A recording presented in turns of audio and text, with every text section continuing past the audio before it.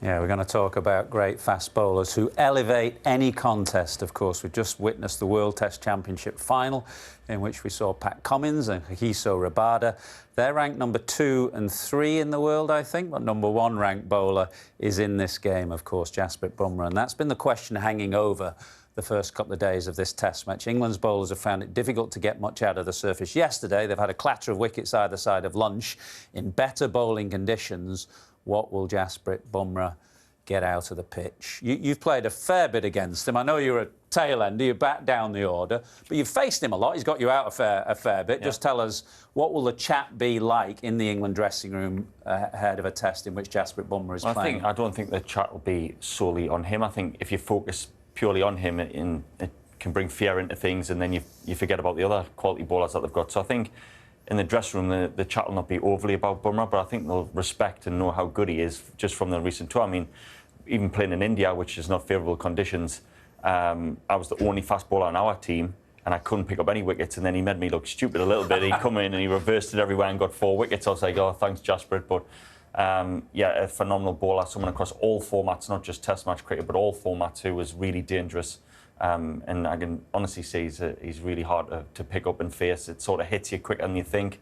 Well, we'll explore why. I mean, yeah. I mentioned he's the number 1 ranked bowler in the world. Do you think that's a fair reflection of his standing right now? Yeah, absolutely. And I think across all formats, I wouldn't just say Test cricket, I think across all formats, I think he's the best bowler in the world right now. And rightly so, because he's dangerous any part of the game, whether it's new ball, old ball, you know, any time he can, you know, change a game. And unusual for a bowler, an Indian bowler, because he's got more Test wickets abroad. The vast majority of his games and his wickets have been taken outside of India in non-subcontinental conditions, which makes him a vital component of this Indian team, really, which is looking to win all over the world. Yeah, and probably a product of that Kohli era and his leadership, where he made them a fitter, stronger side. Kohli was so keen on fitness, and he will tell you part of being a fast bowler is being fit and being strong. So they developed this core of fast bowling, you know, if you include Siraj, who's playing in this game, Mohammad Shami, so that they could win away from home. They won in Australia, they came here and played very well,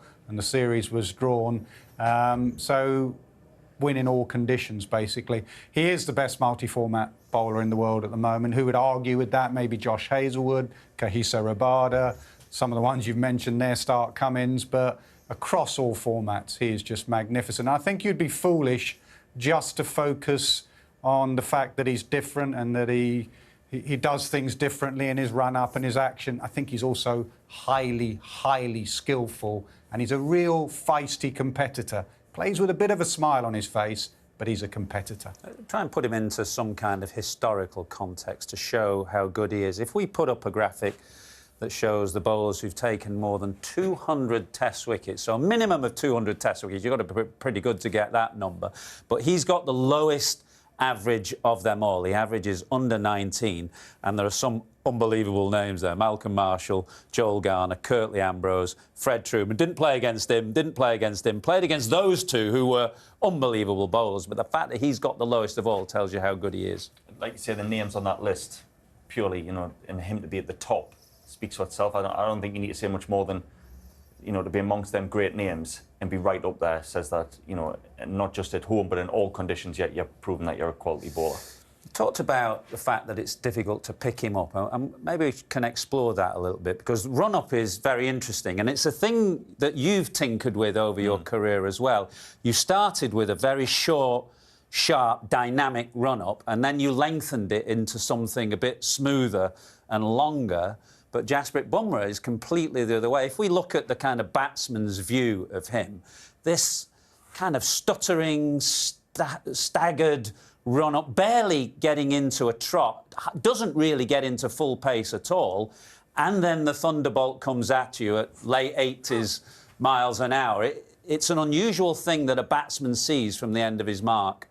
Yeah, I still get the shivers there watching him run in. I'm thinking, oh no, here he comes again. But he just has this sort of like you say, like a trot. It's not really a run in, but then all of a sudden, whoosh, this sort of bullet comes at you and it hits you before you've even realised, because of that sort of late release point. But actually, when you watch his action, he's in a great place to bowl fast as well, because everything's going towards the target. There's nothing coming off. If we just maybe roll back that stuttering run-up again, Nas, because we've seen great fast bowlers over the years, like Michael Holding, say, will come in from the sight screen. But as a batter, you almost can get ready for that at 90 miles an hour. But this is very hard to get ready for, isn't it?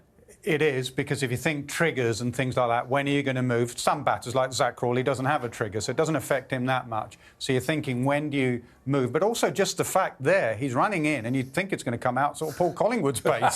You think, has he got it wrong? Sometimes you honestly must think, is he going to stop here? And you know he's not going to stop. He's going to keep coming at you. So I think with Bumrah, like we had to do sometimes with Shane Warne, I think you have to just play the ball and not the bowler.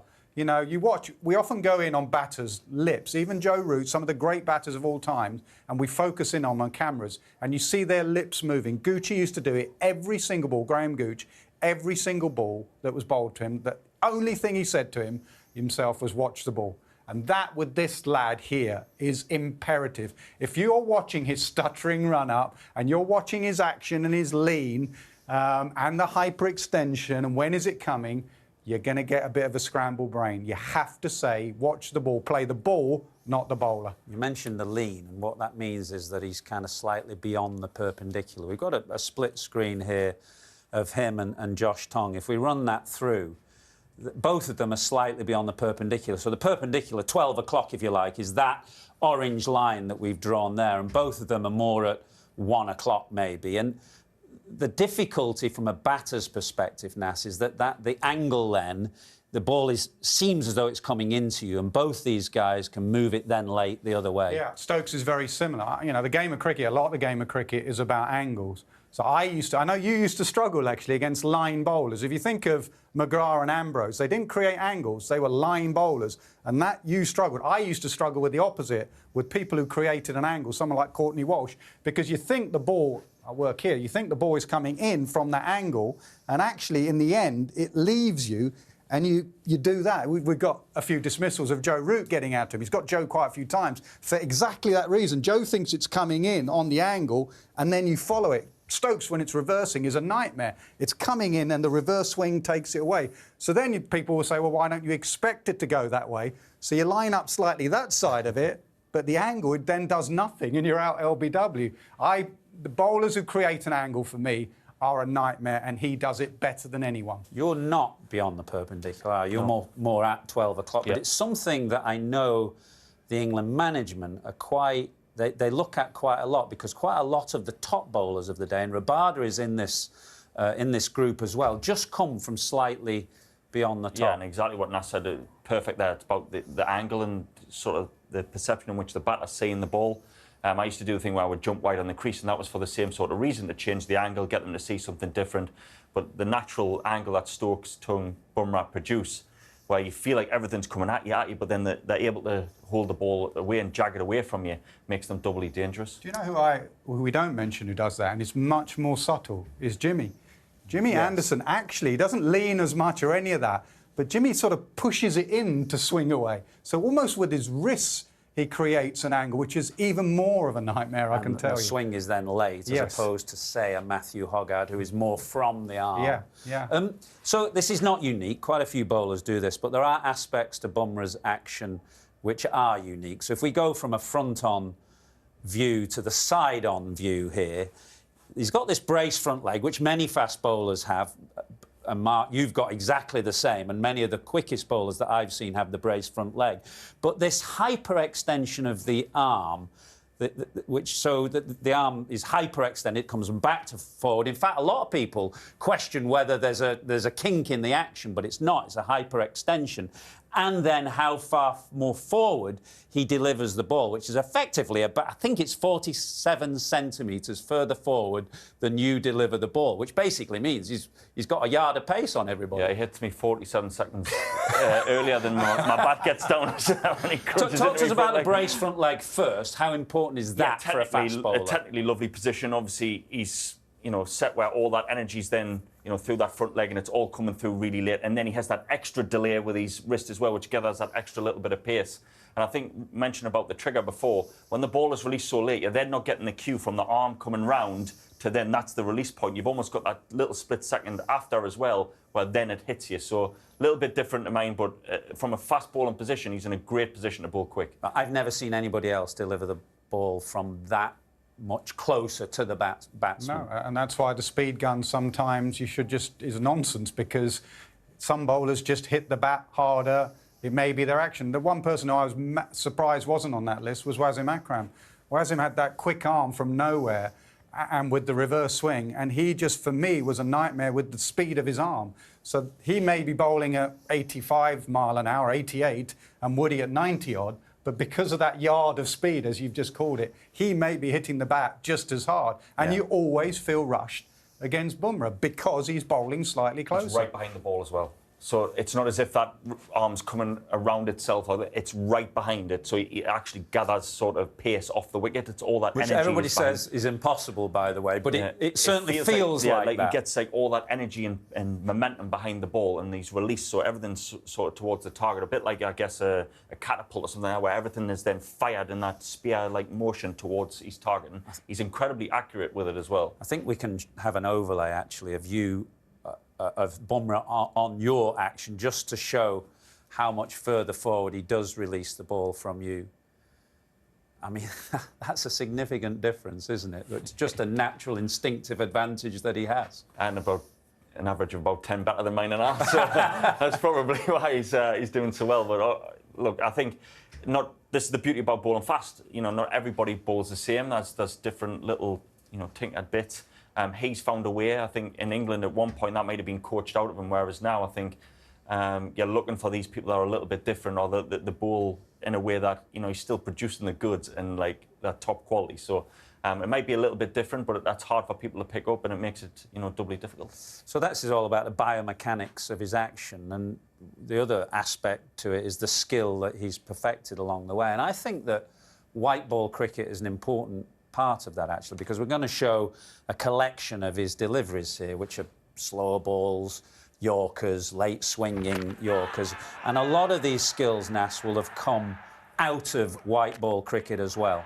And out of bowling on flat pitches. In India, he may have been growing up playing on flat pitches. You have to find a way of getting batters out. But he's got everything. Any bowler that can hit you on the foot like that, or on the head, and hit top of off stump, and have a good slower ball. I mean, the classic one was the Pope dismissal. Yeah, we can't show that, sadly, because that was in Vishakhapatnam. It's not the footage that we have. But it produced a fantastic moment of theatre, didn't he? You're just watching Jimmy getting peppered in. Well, I mean, this was interesting, because this was the Lord's Test match, Woody, and it was a nasty spell. Does every fast bowler have a nasty streak in them? You're said to be one of the nicest men in cricket. Do you have a nasty streak in you? I think if that's what the captain of the team needs, then absolutely. You've got to front up for your team and your country, and that's what you're playing for. It's very proud to represent that, so that's a big thing. That footage there, that's probably the biggest thing I regret, or one of the biggest things in my career I regret, is that then we went out to bowl, and we bowled really emotionally.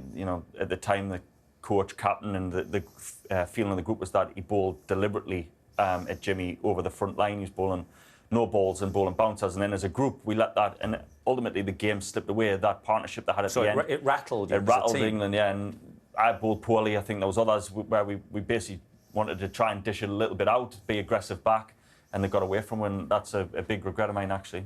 The key for England, you asked Woody right at the start of this, is what will be the conversation in the dressing room, and he rightly said don't focus in on one lad, but is to make sure he bowls and bowls and bowls. He's coming back from an injury. Now, we have seen bowlers, even Hussain Rabada in that World Test Championship final hadn't bowled in a first-class game for quite some time, and his second, third, fourth spells, as he will tell you, if you've not played for a long time, that you come back so stiff and sore. That's the key for England. When they go out to bat later today, tomorrow, whenever, make sure you're bringing Bumrah back for his third, fourth spell, because he's coming back from a serious injury. And 5 games. Yes, and I think it's felt that he's going to play 3 matches, which may be the first and the second, because there's quite a break between the first and the second. Miss the third, play the fourth.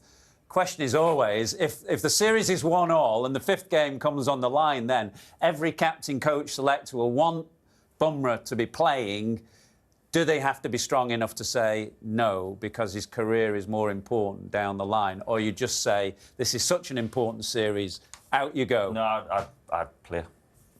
Personally, I'd want to play. I think there's you know, I've had these injuries in my career where you then have that chat with the captain and the coach where, look, are you going to do the team harm by playing? Are you going to be able to get through 3-4 spells? Are you going to be able to do this and that? But, you know, from my, like, he's such an asset for that team that if it's on the line, you want him in the team. Hopefully not the 5th test, because that's what I'm aiming for, so maybe the 4th. But, you know, you want him in the team if you're captain and coach. What's coming this afternoon then? What do you reckon? He's going to bowl straight away, isn't he? And the conditions look pretty good out there. Look good for bowling. It's still a pretty flat pitch. Let's not exaggerate. It's just gone from a flat pitch to a slightly less flat pitch. But there was a big cheer out there, so maybe the covers are just starting to come off. And I'm looking forward, root against Bumrah, #1 in the world batter, #1 in the world bowler. But these openers, as you know, they've got a job to do.